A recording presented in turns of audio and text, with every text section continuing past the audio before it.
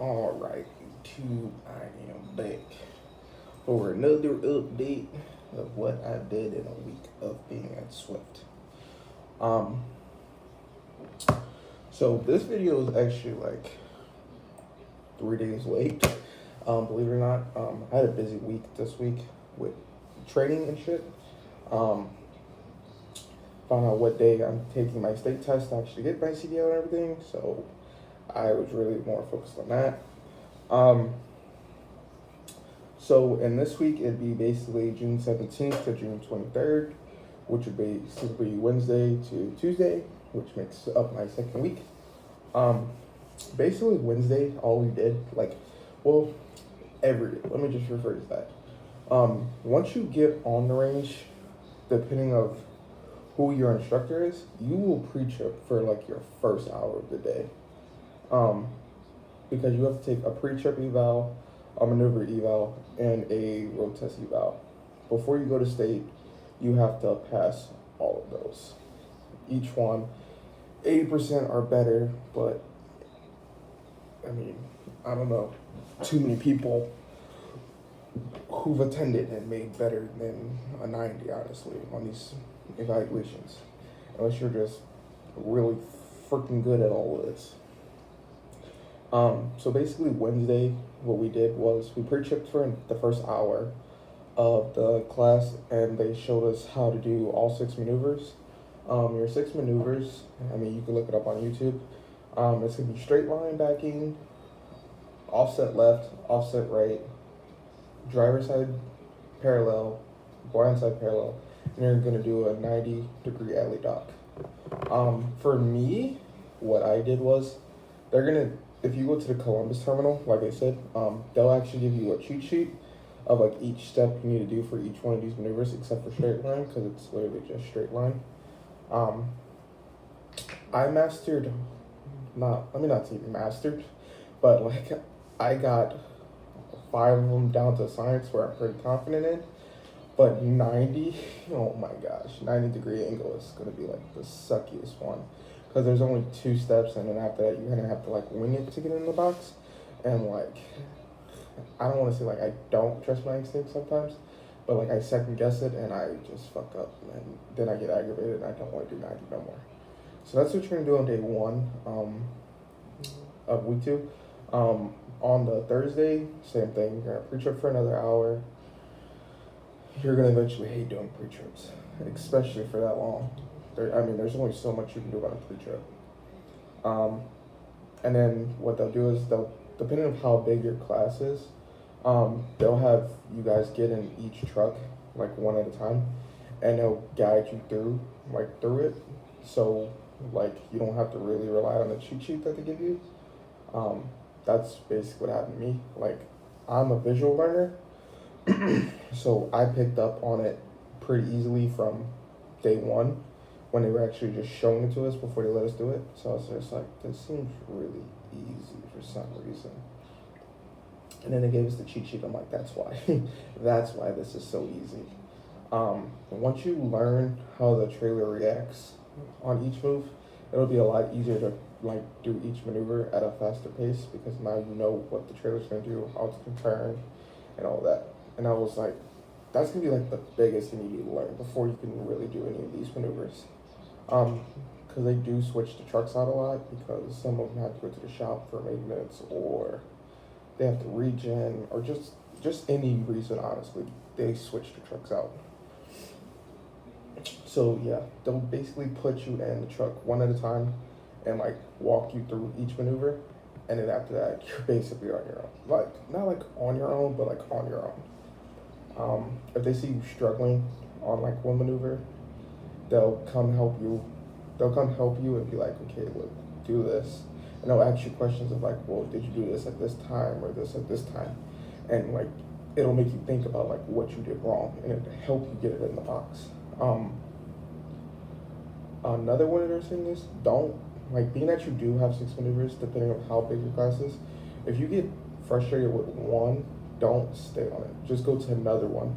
And if you get that one, they somehow all tie together, because they all require one form of backing to do another in a way. Like I can tell you, your offsets and your parallels, you're going to use straight. You're going to use straight line backing in both of those. And in the 90, you're going to use straight line backing in all of them. So knowing how to straight line back is probably going to be like your best bet. Because if you can't straight line back, the rest of them are going to be like so hard for you to really grasp because it's in there. So that's what we did all day that day. That Friday, we basically did the same thing again. Pre-tripped for an hour, hour and a half, I believe. And then we did maneuvers. I was actually getting it down packed pretty fast besides the 90, like I said, because I just hate the 90. Like, I don't know. Like, till this day, I still cannot figure out what the hell I'm doing wrong with the 90. And I asked, they showed me, I get it, and then I'm like, shit, I forgot. It's like, 90's just like not my best friend. And trucking, you need to know 90s because mainly everything you do is going to revolve that fucking 90, which sucks. So, yeah. So for the past couple of days, I've actually been practicing my 90s more, and I'm getting a little better at it, but not much. But my saying is, I'm not going to stress over one maneuver when I know how to do it at 5.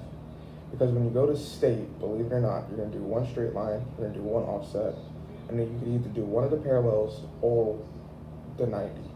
Now, in common sense term, that means you're to a 2-to-1 ratio. You got 2 parallels, 1 90. So your odds of getting a parallel are a lot higher than getting a 90. So if you can get your parallels down, your offsets down, and your straight line down, I'm not gonna say don't stress about 90, but I'm not gonna say do stress about it. Because if you stress about the 90, then it could significantly screw up every other maneuver that you actually do. Because now you're stressing about the one that you can't do and you can't perfect. So that's basically how I looked at it. That Friday, we also left early because it just felt like letting us leave early, to be honest. Like I said before, class is like 6:30 to 5, but typically they let you leave. Like on Fridays, we typically leave at like 3:15 if they just don't want to deal with us no more. Other than that, you get up at 5. There's only a few times they let you leave at 4:45. And it's just because the day is like, they basically don't want you to keep doing the same thing over and over all day because eventually you're going to mess up because you're doing it all day. You're going to eventually get bored in a way. So that's what we did Friday. I actually, like I said, I'm actually good at 5 of the maneuvers out of 6. So Monday, believe it or not, Monday, what did we do Monday? Monday we came in like it was a normal day.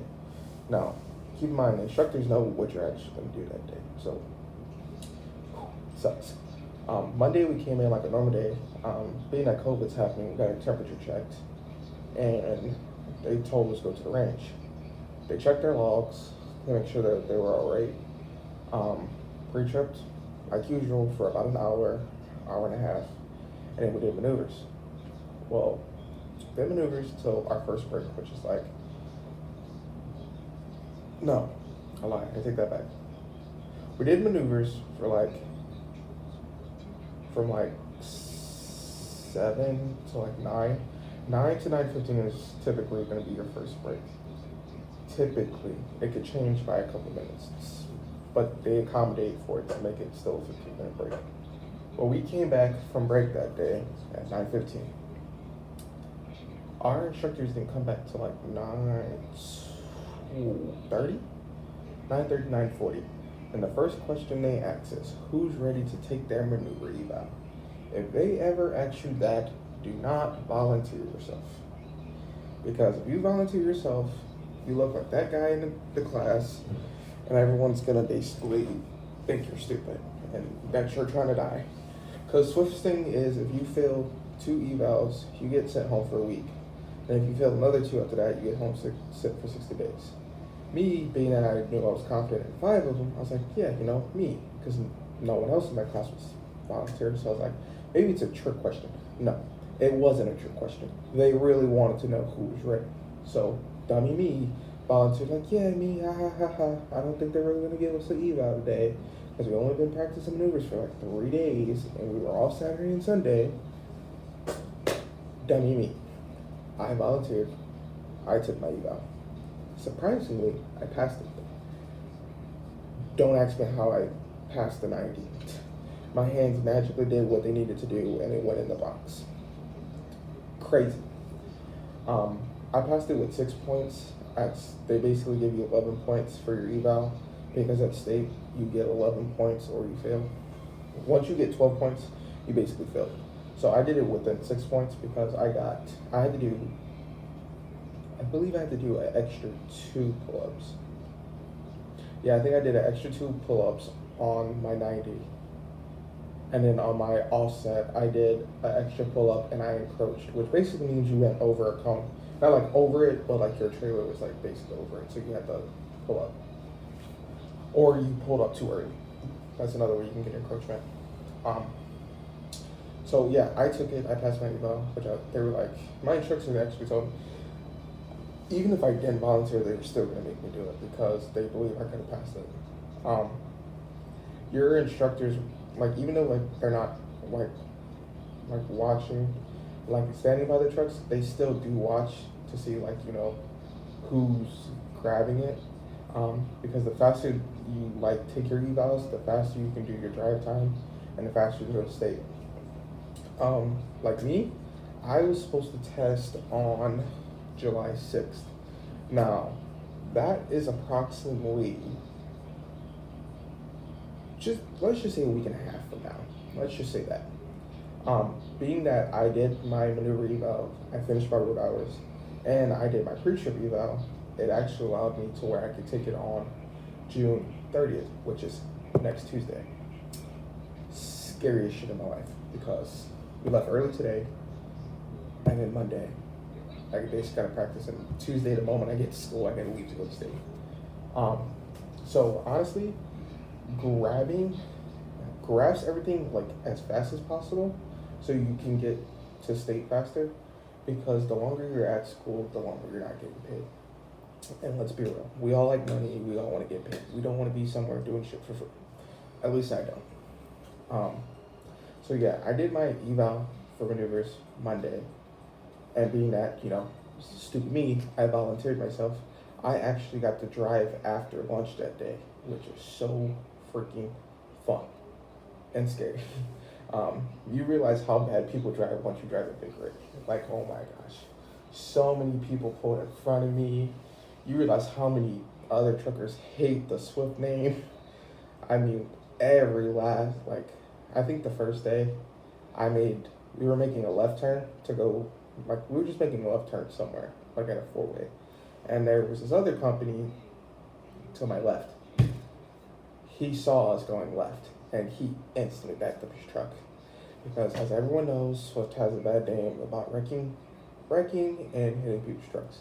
So when people see that, they back up. And not to mention, the trucks you're in, when they take you to test, it says student driver. So it really makes them want to back up because they think they're not teaching you crap, which they really do. Basically, they'll teach you like if you're turning from one lane to another lane, how do you go about it, what to look for. Learn traffic checks. Basically, it's like if you're in an intersection, like there's an intersection, railroad tracks,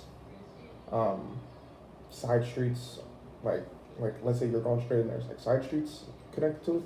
You're gonna check those. You're gonna check railroads, and just periodically while you're driving. That's basically what a traffic check is. To make sure no one's gonna hit you, no one's gonna run their stop, whatever, or to make sure that there's not a train coming, which I don't know how the hell you're gonna do that. Most train tracks have the guardrails. So, being that I took my eval Monday and passed it, I got to start driving, like I said. I drove 3 hours that day. Yeah, I drove 3 hours that day. Basically what they're gonna do, they're probably gonna do it 3, 3, 4, because at least, as far as I know, in Ohio, you have to have at least 10 hours of drive time before you go to state. So that's how it worked out for me. I did 3 hours Monday, 3 hours Tuesday, and then now Wednesday I did my last 4 hours. And then once you get your 10 hours, depending on who your like road instructor is, he could probably give you your road eval the third day, like your finishing day, first thing in the morning, and then you just drive the rest of your hours. That way, he just has your eval out of the way.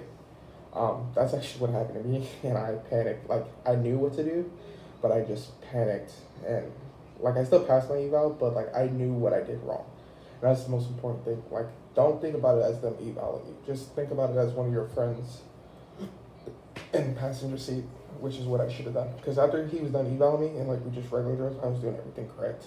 And he asked me, he's like, "Why didn't you do that while you were evaling?" I was like, "I don't know. I just panicked, I guess." So we laughed about it. So I did that Wednesday. Tuesday, I drove after lunch again. So that whole morning, basically, I just pre-tripped and did maneuvers. It's basically it. All you're gonna do in week 2 is pre-tripping maneuvers, just to cut it short. And drive, depending on where you're at on evals. So yeah, that's basically all I did in week 2, if I'm being honest. I just did a lot of pre-tripping and a lot of maneuvers. And then, like I said, I drove, because I did my maneuver eval and I passed. So that kind of sucks for week 2, because like I said, you're gonna get bored doing pre-trip for an hour every day. You're gonna get bored doing the same maneuvers over and over and over. So I mean, that's the only true advice I can give for week 2, because week 2 really wasn't nothing spectacular for us. It was just like the same thing over and over. If you guys have any questions, you can drop it in the comment section, and I can make a video on it, like answering it basically instead of just replying. I'll make a video of like basically what I did, what I didn't do, or like if it's something that I didn't cover and you just want to know, I can answer it from that.